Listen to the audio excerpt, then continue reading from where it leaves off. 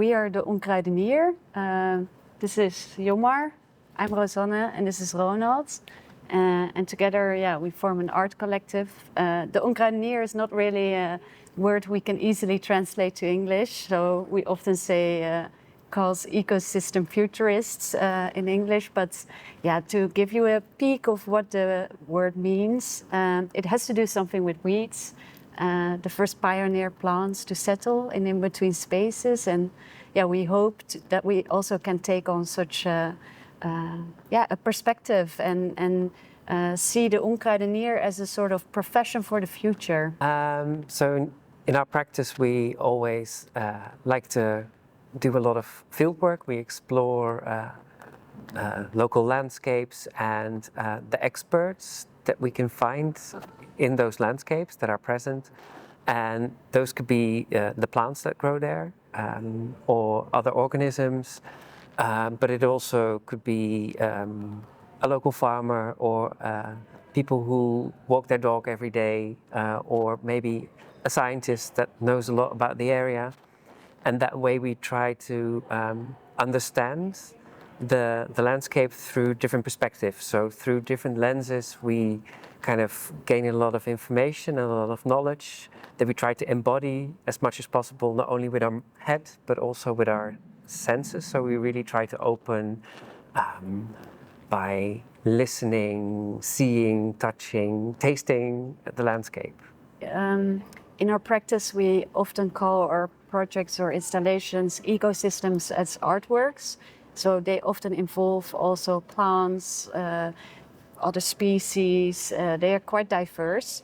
And usually you cannot present that in a museum because plants or living materials are dangerous for conserving artworks or paintings, or if either a Mondrian or a Picasso. So we're very interested in thinking about how the Museum of the Future could take care of both and maybe not stick with only conserving indeed the hard objects, but how can we take care of changing materials or ecosystems, and how would that look?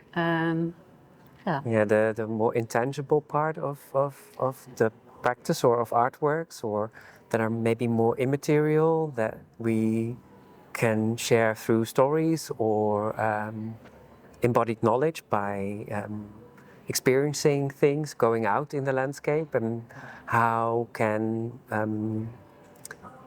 often we think of a museum as something that's inside, but what is the relationship between inside and outside?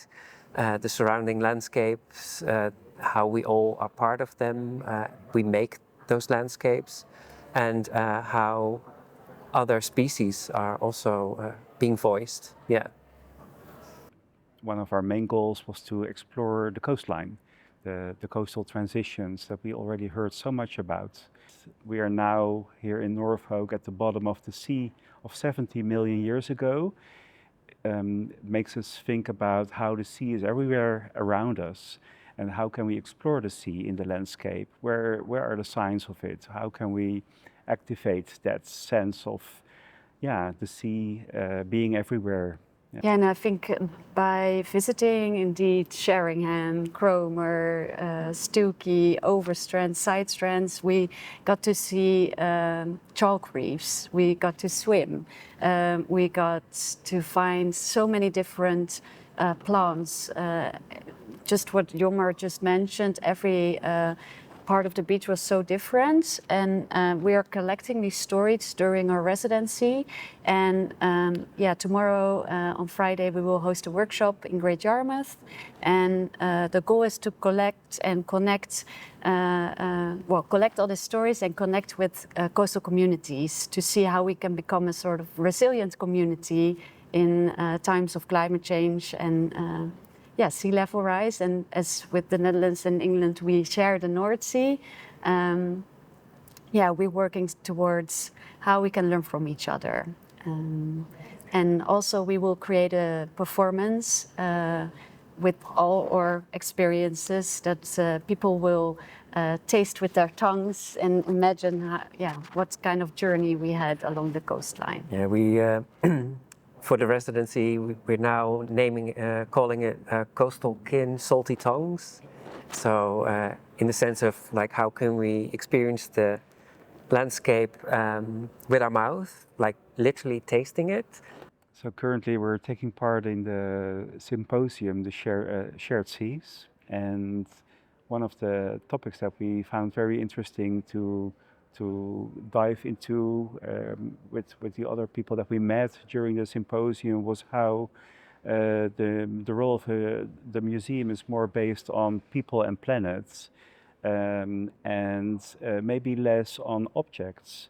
So how can the museum be more aware of changing landscapes, changing ecosystems, and the changing relationships that people have with their living environment?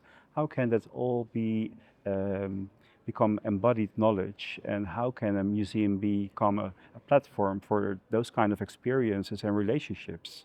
That's maybe one of the most important questions that maybe the Sainsbury Centre should ask itself. Yeah.